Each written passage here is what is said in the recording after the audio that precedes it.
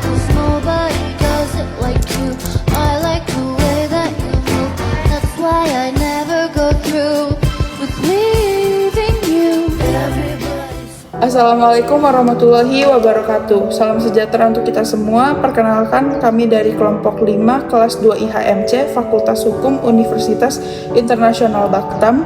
Dengan saya Jesslyn dengan NPM 2451019. Saya Fatra Katia dengan NPM 2451227. Saya Marsuna Indonesia dengan NPM 2451226. Oke, di sini kami akan menyampaikan tentang analisis kami terhadap salah satu isu ketatanegaraan yang sangat penting, yaitu Judicial Review Undang-Undang Nomor 11 Tahun 2020 tentang Cipta Kerja oleh Mahkamah Konstitusi. Di sini video ini merupakan bagian dari tugas akhir semester mata kuliah Hukum Tata Negara dengan bentuk evaluasi Project Based Take Home Test. Dalam video ini kami akan membahas secara mendalam mulai dari latar belakang isu, dasar hukum, analisis putusan Mahkamah Konstitusi, hingga pernyataan sikap hukum kami sebagai mahasiswa hukum yang peduli pada proses legislasi yang adil dan konstitusional. Sekarang saya akan menjelaskan tentang latar belakang isu. Undang-Undang Nomor 11 Tahun 2020 tentang Cipta Kerja ataupun yang dikenal sebagai Omnibus Law ini disahkan dengan tujuan untuk menyederhanakan peraturan perundang-undangan di Indonesia.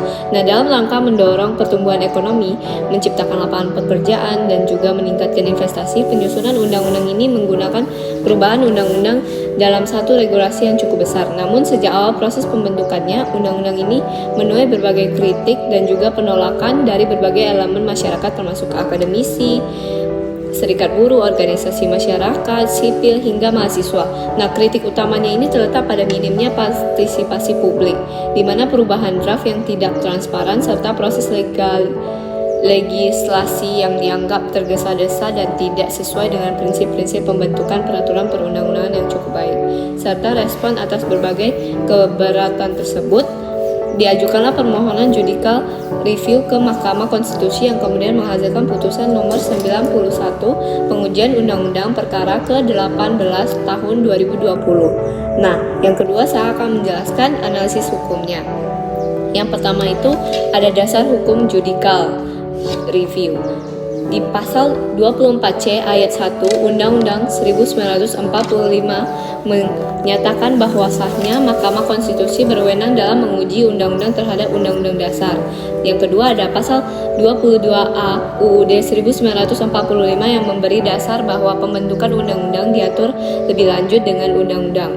Yang ketiga adalah Undang-Undang Nomor 12 Tahun 2011 tentang pembentukan peraturan perundang-undangan menetapkan asas-asas pembentukan peraturan termasuk asas keterbukaan, kejelasan, rumusan, dan juga partisipasi masyarakat.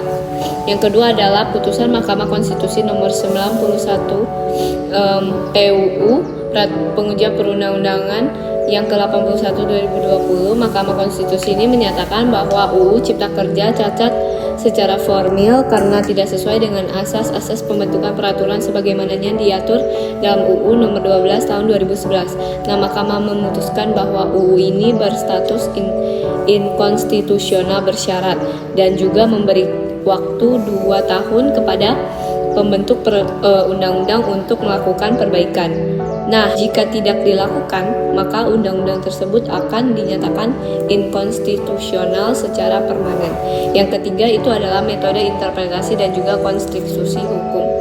Interpretasi gramatikal ini merupakan penafsiran norma hukum berdasarkan arti kata ataupun kalimat dalam teks. Nah, dalam hal ini, keterbukaan itu harus dipahami sebagai partisipasi yang cukup aktif di masyarakat, bukan hanya sekedar formalitas. Yang kedua ada interpretasi sistematis, di mana interpretasi sistematis ini merupakan norma dalam sistem hukum secara keseluruhan. Nah, pembentukan UU ini harus sesuai dengan asas negara hukum pasal 1 ayat 3 UUD 1945. Dan yang ketiga adalah interpretasi teleologis, di mana melihat tujuan dibentuk UU yaitu menciptakan keadilan sosial. Jika prosesnya melanggar hak partisipasi masyarakat, maka tujuan tersebut tidak tercapai.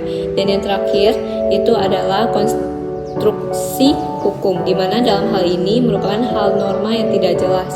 Hakim ataupun MK melakukan konstitusi dengan memberikan waktu perbaikan dan tidak langsung membatalkan secara langsung sebagai bentuk kompromi dan demi kepastian hukum. Selanjutnya, pernyataan sikap hukum.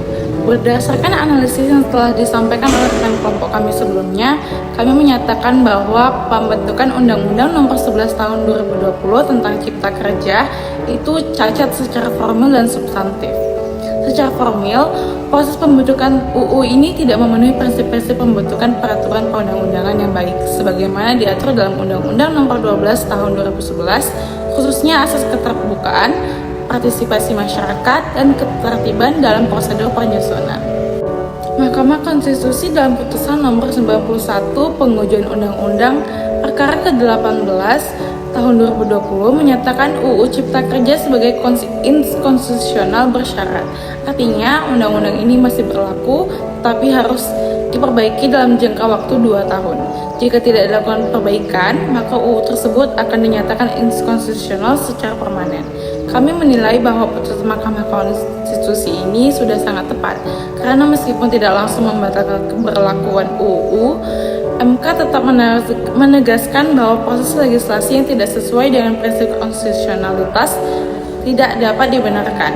Pernyataan sikap hukum kami adalah sebagai berikut. Yang pertama, kami mendukung putusan Mahkamah Konstitusi karena sejalan dengan prinsip negara hukum dan demokrasi konstitusional yang menjunjung partisipasi publik serta keterbukaan informasi dalam setiap proses legislasi. Yang kedua, kami menolak segala bentuk legislasi yang disusun secara terburu-buru, tidak transparan, dan tidak melibatkan rakyat sebagai subjek hukum yang terdampak. Yang ketiga, kami mendorong agar pemerintah dan DPR ke depan menjadikan putusan ini sebagai peringatan yang serius, serta membangun sistem pembentukan undang-undang yang akuntabel, partisipatif, dan sesuai dengan nilai-nilai demokrasi Pancasila. Yang keempat, yang terakhir, kami menyatakan bahwa partisipasi masyarakat tidak boleh menjadi formalitas, tapi harus dijalankan secara substansial dan bermakna sebagaimana amanat dari konstitusi kita. Oke, jadi di dalam referensi ini yang pertama ada Undang-Undang Dasar Negara Republik Indonesia tahun 1945, yang kedua ada Undang-Undang Nomor 12 Tahun 2011 tentang pembentukan peraturan perundang-undangan, yang ketiga ada putusan Mahkamah Konstitusi Nomor 91 pengujian Undang-Undang Perkara ke-18 tahun 2020. Yang ketiga ada artikel hukumonline.com berisi tentang MK nyatakan UU Cipta Kerja inkonstitusional bersyarat. Yang terakhir ada Jurnal Konstitusi volume 19 nomor 4 tahun 2020 tentang evaluasi putusan MK atas Omnibus Law. Jadi kesimpulannya adalah Undang-Undang Cipta Kerja UU nomor 11 tahun 2020 yang disusun dengan metode Omnibus Law menuai banyak kritik karena proses pembentukannya dinilai tergesa-gesa, minim partisipasi publik, dan tidak transparan. Hal ini mendorong pengajuan judicial review ke Mahkamah Konstitusi yang menghasilkan Putusan 91 pengujian Undang-Undang Perkara ke-18 tahun 2020, Mahkamah menyatakan bahwa UU ini cacat secara formil dan berstatus inkonstitusional bersyarat dengan tenggat waktu 2 tahun untuk perbaikan. Mahkamah menggunakan berbagai metode interpretasi hukum untuk menilai proses legislasi ini dan memilih tidak langsung membatalkan undang-undang demi menjaga kepastian hukum. Putusan ini menjadi peringatan penting agar pemerintah dan DPR lebih transparan dan akuntabel dalam proses legislasi di masa mendatang. Demikianlah pemaparan dan analisis hukum kami mengenai judicial review Undang-Undang Cipta Kerja.